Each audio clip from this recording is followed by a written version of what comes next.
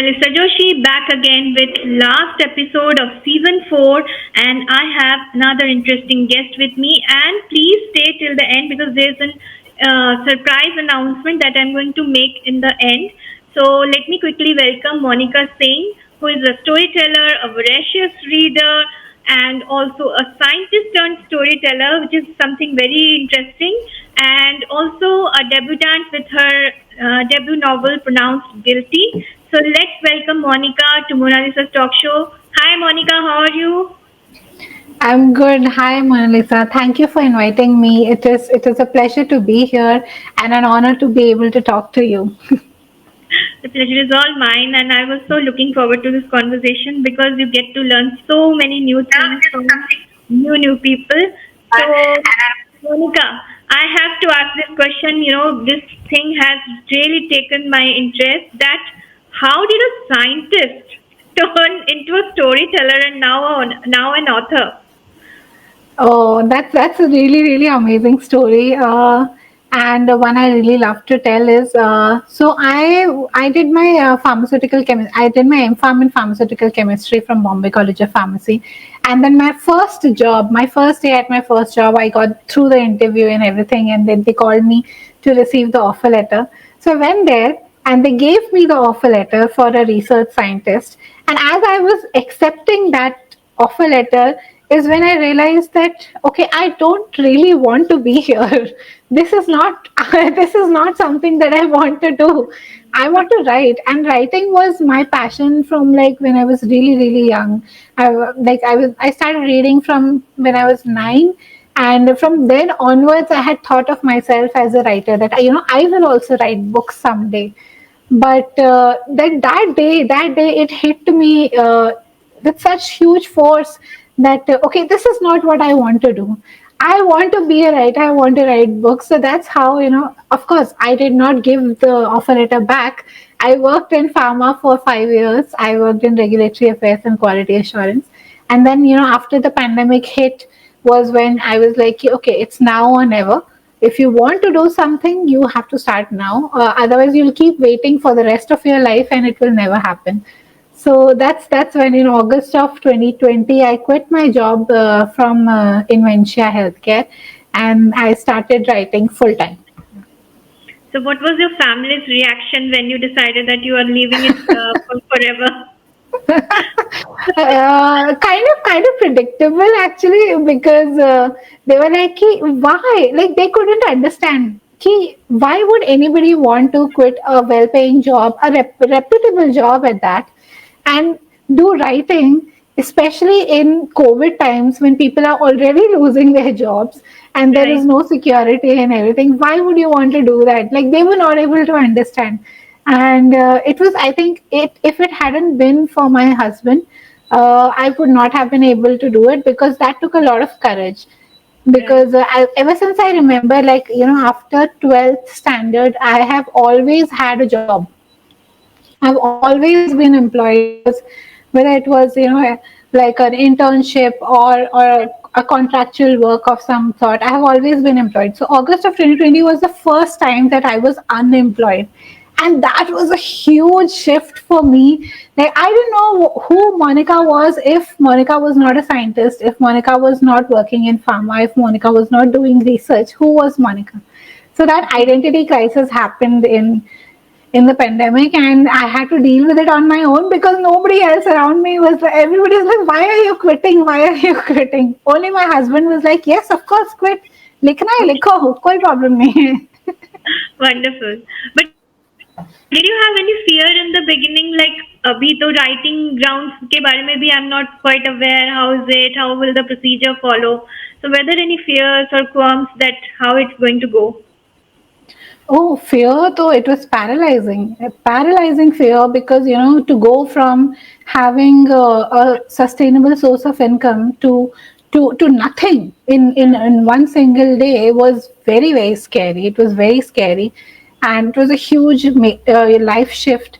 And I didn't know at that point of time. I didn't know how to write, like how to write a book or how to write a story, and I didn't know how I was able, how I would be able to convert this passion into something that would pay me, into something that I would earn from. I didn't know that. So the future at that point of time, like, June, August, then September, I think those 3 or 4 months, it was extremely dark. I was depressed. I was constantly anxious and, in complete depression mode. Ki, okay, what have I done? So the fear was there, yes. Right. And talking about COVID, I noticed that you have written a book during that time, and that's called, what's the title? The Pause. The So pause, these are a yes. collection of short stories, right? So tell me more about it. How did this book happen, and what were the inspiration, the stories? How did they come? The pause was, I think, an initiative by the publisher, Writers Gram. It was an initiative where they were asking writers to write for 21 days, whether it is short stories or poetry or personal essays, whatever. You write consistently for 21 days and you submit that manuscript to them and they will publish it. That was the kind of contest that was happening. And because I was going through all of this identity crisis at that point of time, I thought, okay, here is a deadline, that I can meet, and if I can do this, then maybe in the future I can do more. I can write a bigger book, I can write more stories. So I took it up as a personal challenge that if I can do this, then maybe my decision wasn't wrong, or it was something that was just new and not really wrong. So that's how I took it up. I wrote for 21 days. Some of the stories I had already written, and some of the stories were stories that were rejected from other competitions. They were all rejected stories, and Right. I finished those stories, and then I submitted it, and it was really an eye-opening experience for me, because that was the first time that I actually compiled the whole manuscript. I edited it, I did the cover design, I did acknowledgements. So that was just kind of a new experience for me in terms of how a book should look like. So I did Right. all those research on my own. And at that point of time, I was not really familiar with all the people that I am friends with now on Penmancy, on the social media circle. So I was doing it all alone with no experience and with no prior, knowledge of how to do a book, how to write a book. So it was very exciting, very, very nerve wracking. But I was able to do it, and the book did come out after it. There was a delay due to the pandemic, but it did come out, and it was amazing. Like the reception it got from all the people who read it, it was really, really amazing. Like I can't explain how it made me feel, because I was so embarrassed about the book, right? This is something that I've never told anybody. I was embarrassed about the book because it was such a new thing that I had done. Yeah, the first time you put yourself out there for the public's scrutiny, you kind of fear कि Right. लोग judge करेंगे मुझे. And I was so embarrassed about the book, but the book became something that is synonymous with me. Like ये मोनिका की writing है करके, and I'm so proud of it today. I'm so proud of it. Wonderful. And I was noticing that you have mentioned that the stories are all from real life, so inspiration you have taken from. So are they all COVID based, the things that were happening around at that point of time?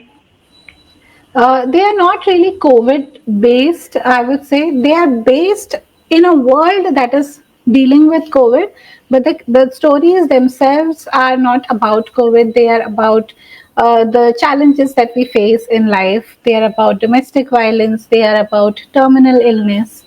They're about family, friends, love, books. They're about all of these things that we've come across in life and we deal with in life. But COVID is happening around the characters and how they are still Okay. managing to go on with their life. Hmm. So I'm sure it's really going to be an interesting read. Okay, now let's talk about your full length novel. First of all, I would like to congratulate you for Pronounced Guilty. That has been Thank published. you. Yeah. Now, before we discuss your book, I would like to know that how did this whole procedure take place, and you got yourself as a winner through that Penmancy Pitch Fest contest that happens.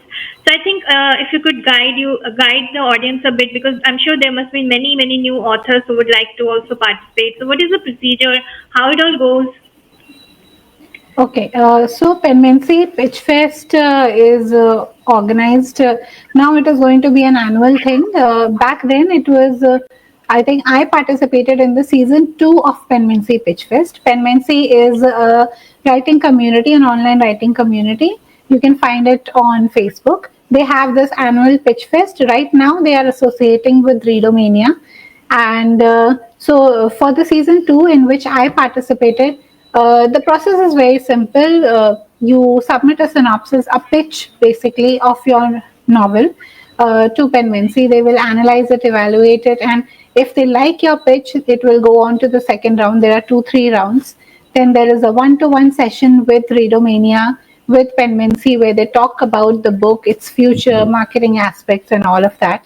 And then, if you get selected for the third round, they will ask you for a couple of chapters, like 3 chapters or 5 chapters of your book, or probably in the last round they ask for the whole manuscript.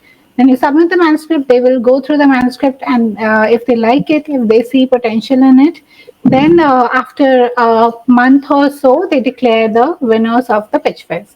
So right now for 2025, I think the winners are going to be announced very soon in Feb end or March beginning in the House of Harmony event in Delhi.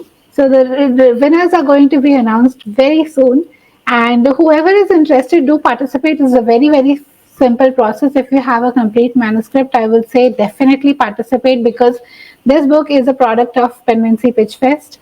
Readomania was really intrigued by the concept, and the process, the whole process has been very straightforward. Readomania and Penmancy have been very supportive of the project. So yeah, I would say definitely participate in Pitch Fest. Yeah. Wonderful. Okay, now let's discuss your book, Pronounced Guilty. So I have 2 questions regarding the book. That you have explored the themes like criminality, justice, and redemption. So how you have merged these 3 themes? And then again, I have to ask you that being a scientist, why did you choose this writing Indian judicial system and all? So I'll answer your second question first. Being a scientist, why did I choose to write a legal thriller? It's because I seem to enjoy torturing myself. I think that I think that is the main reason. Because when I started writing this book, I had zero knowledge about the legalities or about the Indian prison system or the judiciary. My knowledge was limited to Jolly LLB. Jolly LLB में जैसा दिखाया है वैसा हमें पता है. So that was my knowledge of law. But yes, I went through a lot of research, a lot of articles, newsprints, and all of that, case studies to prepare for this book. Why did I choose to write this genre legal thriller? Is something that I feel that Indian market space में बहुत ही कम है. We have a very few courtroom dramas, and I love courtroom dramas. John Grisham के साथ में, I have grown up with John Grisham, The Firm, all of these books, and I thought, it would be something very new to Indian readers and something that they would be interested in, because recently, I don't know whether you're aware, there have been a lot of TV shows like Guilty Minds. There is the Criminal Minds and all of that. वो legal courtroom drama वाले shows ना बहुत ज़्यादा मामला legal है and all of that. So I thought that this will be very interesting, very new and fresh to be presented to the Indian literary market. So that's why I went with legal thriller. And the first question, I'm sorry, I forgot your first question. That you have explored the themes like criminality, justice, and redemption. So how did you, merge all these 3 into one? Right. Okay. I would say that this is something instigated by a very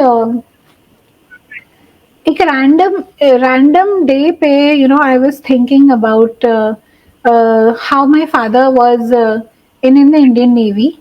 He retired, and then it was very difficult for him to adjust to civilian life. Very, very difficult. He didn't know how to operate in our society. So when I had asked him back then, does the Indian Navy provide you with some kind of therapy or some kind of training, like psychological assessment for you to get adjusted to our society, to the civilian society? So he had said कि नहीं हमको कोई training नहीं मिलती है.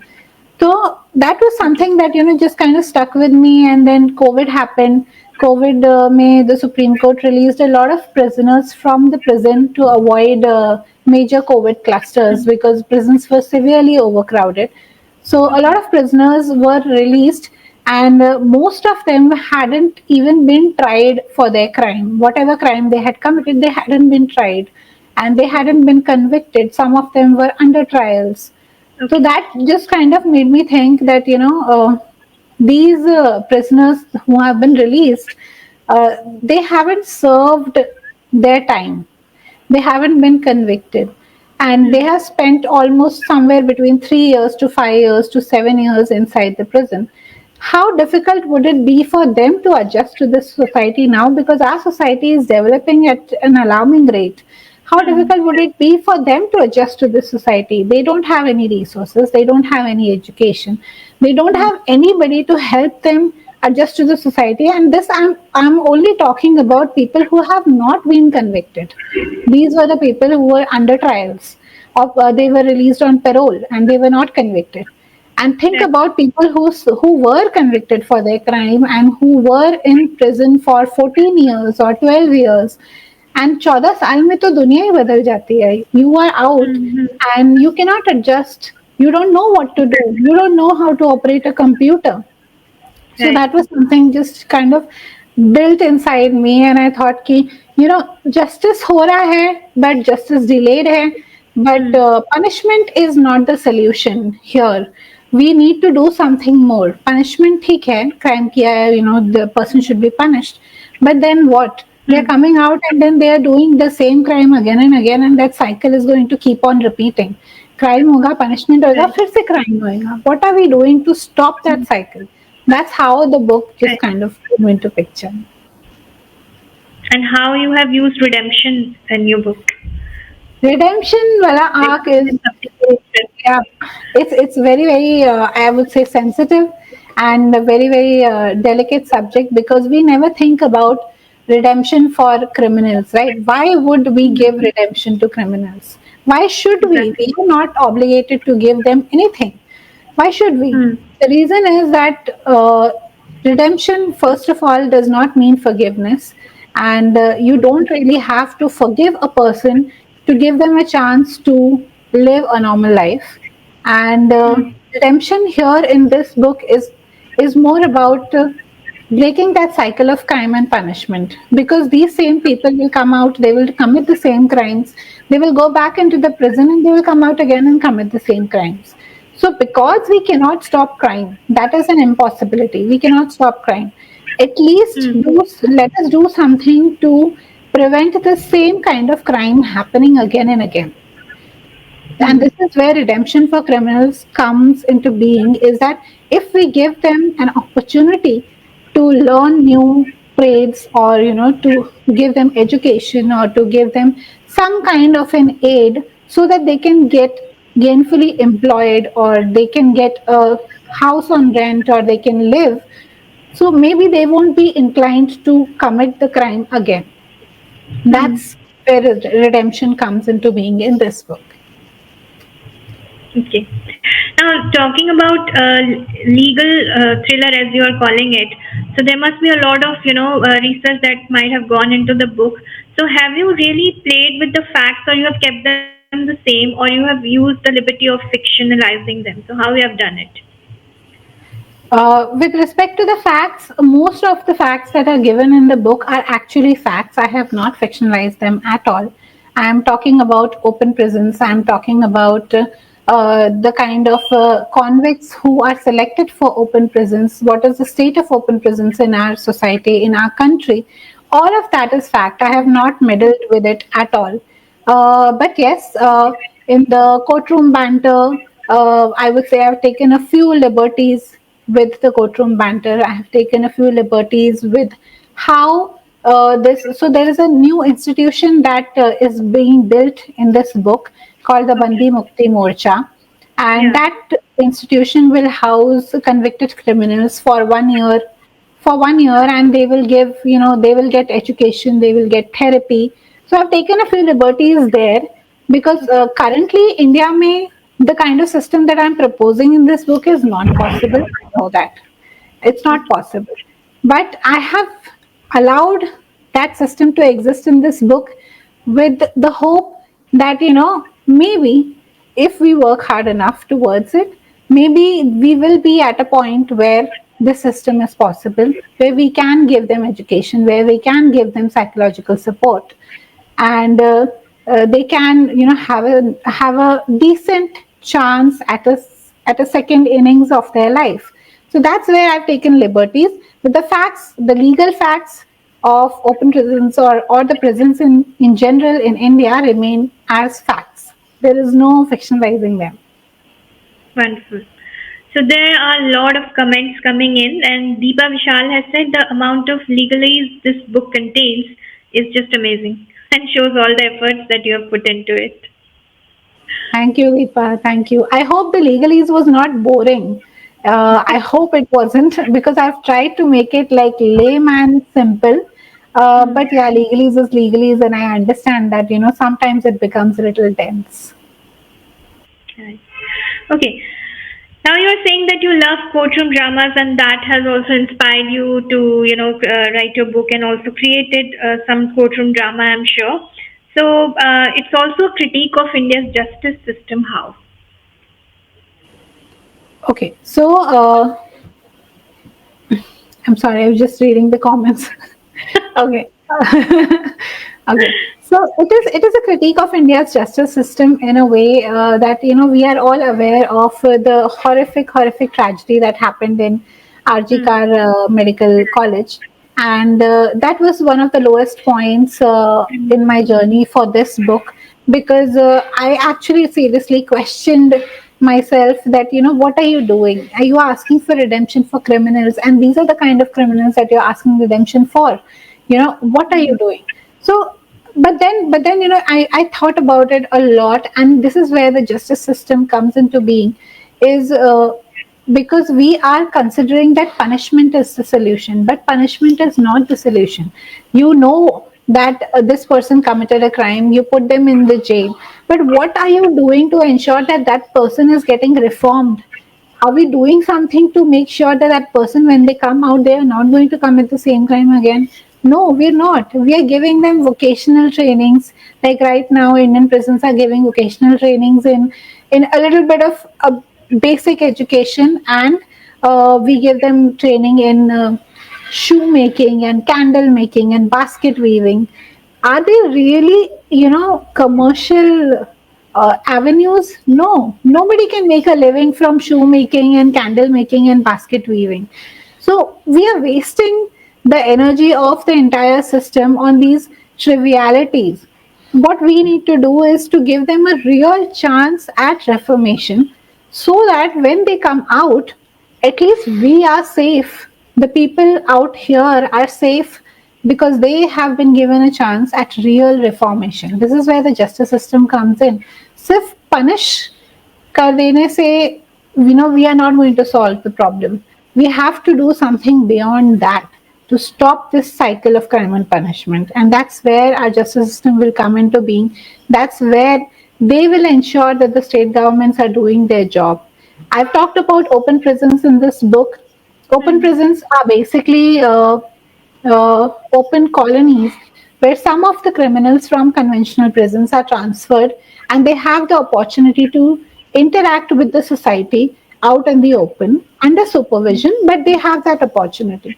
But these open prisons are still understaffed, they are underused, and they don't have enough resources to make them run properly. So this is where, we need to make an extra effort okay, these institutions must run to their full capacity so that people can benefit from them. Right. And talking about research, and also you're saying that you've done a lot of case study. So, did you also happen to visit any of the prison, or have you met any such people who have really guided you that you should write this, the facts like this or that? Okay, so I unfortunately could not visit prisons because prisons are not open to public. Only people who are actively pursuing law, or law students, or lawyers, or police officers, and all of them, they are allowed Hmm. to visit the Hmm. prison. I was not allowed to visit prison system, so that was something that I really wanted to do. I wanted to visit the Yarwada jail in Pune, but that did not happen. But I was very lucky to have met a few law students in Pune who had Okay. recently gone to a visit in Yarwada jail, and I interacted with them at the Pune Red Fest. And I asked them because I had heard so much about the improvements that had happened in the prison system recently. So I asked them, are things better now? Are they doing these things that they are claiming that they are doing, like over occupancy नहीं है, खाना बराबर मिल रहा है, hygiene है, sanitation है, all of Right. these basic things are they taken care of? And these law students were like, the things that they saw inside the prison were unspeakable.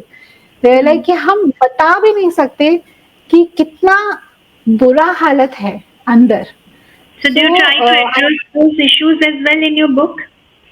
I have tried a little bit because जो हमारे जो policies हैं, on paper they claim that everything is hunky dory, and Okay. that's what I have tried to address, that the fact that it says so on paper does not Hmm. mean that the ground reality is the same. That's what I Okay. have tried to address in the book, that the Hmm. ground reality is not same. Just because you've made the law does not mean that it is getting implemented. You have Hmm. to make sure that it is getting implemented. Right. Okay. So, would you like to read something, Monica, from your book? Okay, reading is a very, very difficult thing from this book because it has a lot of characters, a lot of legalese, like everybody's saying. So I will read the Okay. blurb for the book, and I hope that you will pick up the book. Okay. The blurb goes like this: Is redemption possible behind bars? Dushyant Dave, a disillusioned advocate, spearheads a radical mission called Bandi Mukti Morcha, India's first open prison dedicated to rehabilitating criminals serving life sentences. Joining him are Vijender Singh, a reluctant ex-convict, and Dr. Anusuya Savarkar, a seasoned psychologist, both harboring their own demons. As inmate resistance and political agendas mount, secrets unravel and trust shatters, the project teetering on collapse. Can this unlikely trio bridge their differences to make the program a success, or will Bandi Mukti Morcha crumble under the weight of its own ambition? Will society ever embrace a second chance for those it has pronounced guilty? Pronounced Guilty is not just a novel, it's a reflection of the world we live in.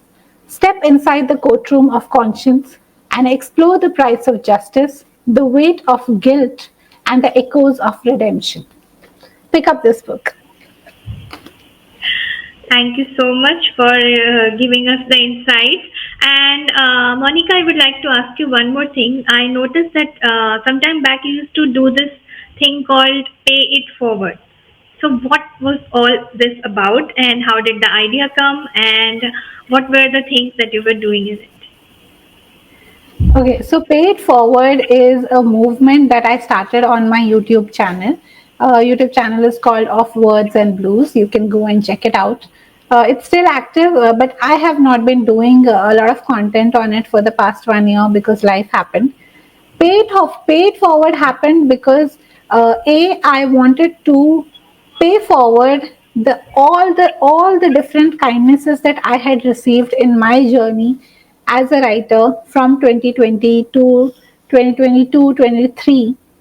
I have received a lot of support from the community, a lot of kindness and help from people that I had not met before 2020. So I wanted to pay it forward to other people out there who are struggling in their own artistic journeys, and to give them some kind of encouragement or hope that you can do this, you've got this.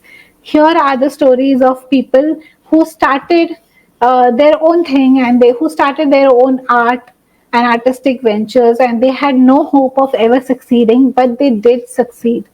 So I used to call up people, and we used to talk like how we are talking here.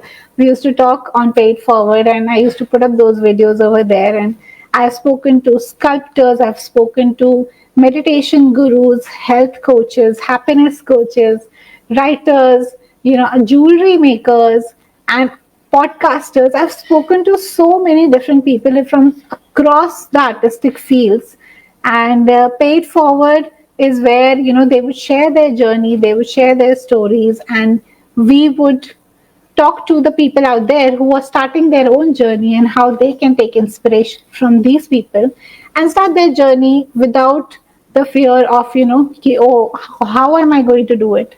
That was what Paid Forward is all about. Yeah. Wonderful.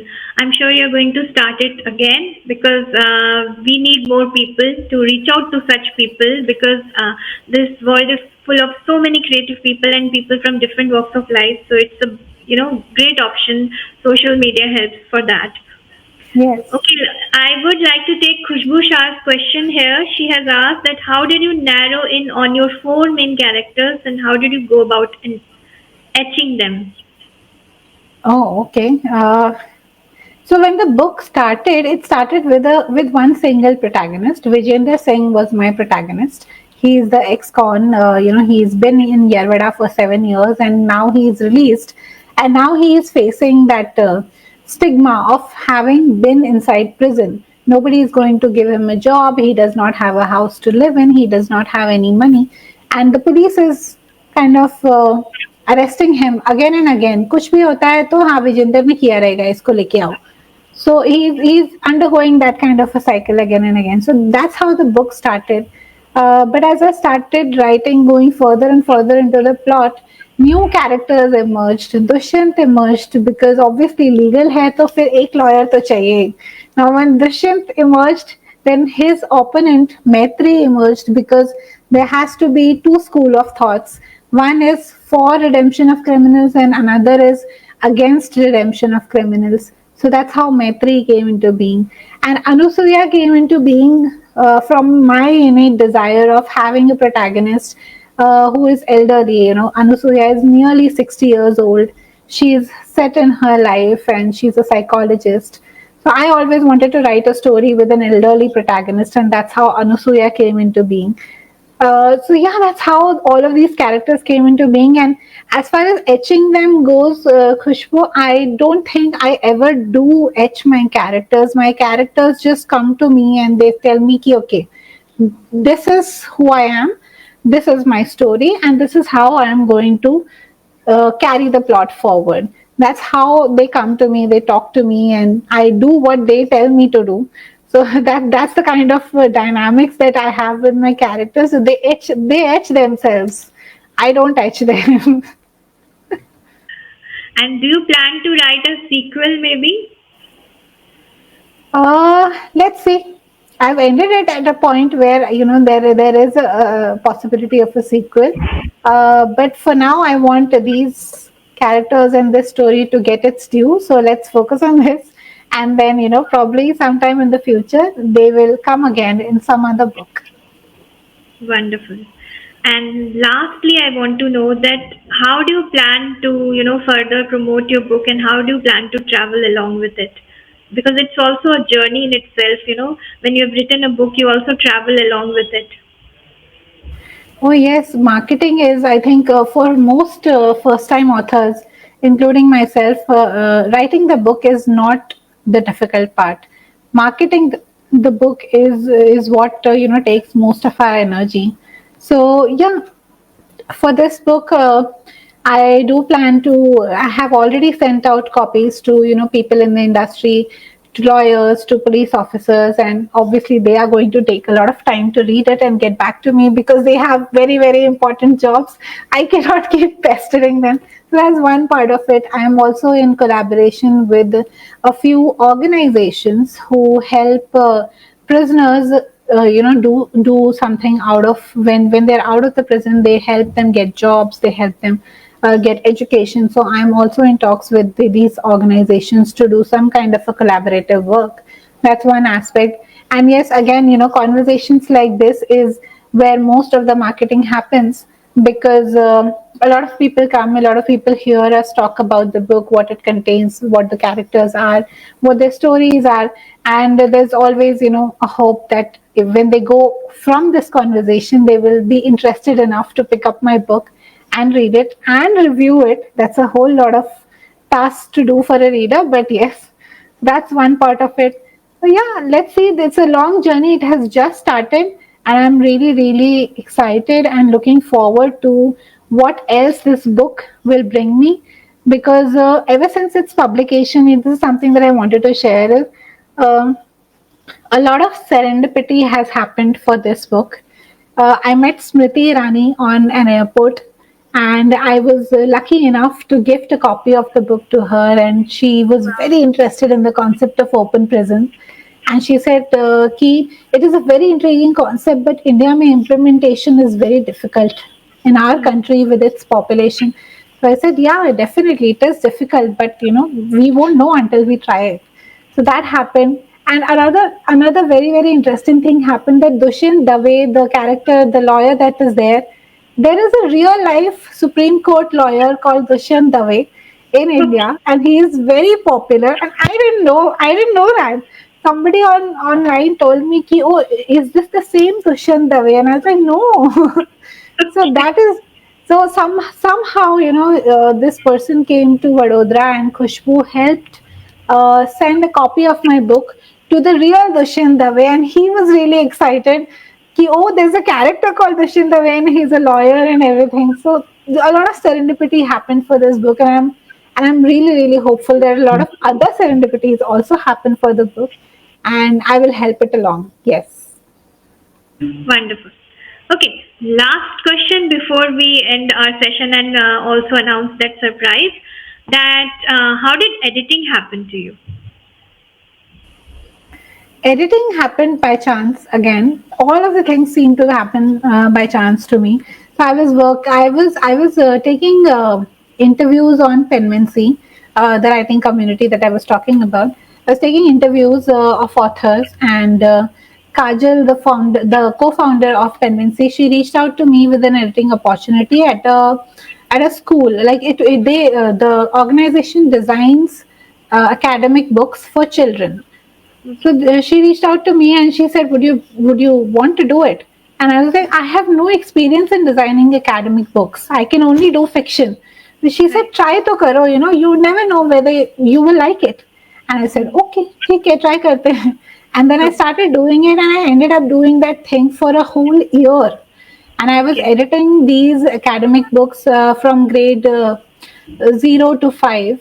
I was editing these academic books, helping compile these books for children, and it just miraculously just kind of hit for me that okay, editing is something I love more than I love writing. Okay, I love it, and I had so much fun in that entire year designing those books and editing those books, and that's how it just kind of started. And I thought, okay, this is something I need to do. And then I started doing fiction. I just started doing non-fiction, poetry. I did a lot of books with Penmancy itself. And other than that, also I've done Kashmir पे book editing किया है, बच्चों के लिए किया है, science fiction, fantasy. It's just so much fun. Editing is pure fun. I love it. Wonderful. Okay, so Monica, let's do the last announcement of the day, and that is that it's season 4 ending today, and this was the last episode. So, for my guest, I have a surprise announcement that I'm going to gift her the latest horror book from my publishing house, Of Nightmares and Shrieks, especially for you. Thank you, thank you. Oh, I'm so excited. Yes, yes. Thank you. You're And very congratulations on completing 4 seasons. It has been such a huge, huge achievement. Yeah. Thank you so much, and please, writers, keep supporting. Be part of my show, and I'll be happy to interview you and know your journey. And in the meantime, please pick "Pronounce Guilty" by Monica Singh. Read it, review it, and support her journey as an author. And also, please follow my page and subscribe to my channel. So, good evening, all. Have a great evening ahead. Bye. Take care. Thank Thank you, you. Monica, for being part of the show today. Thank you, Mona Lisa. Thank you, everyone, for joining in. Thank you so much. It was a pleasure talking to you. Bye, everyone.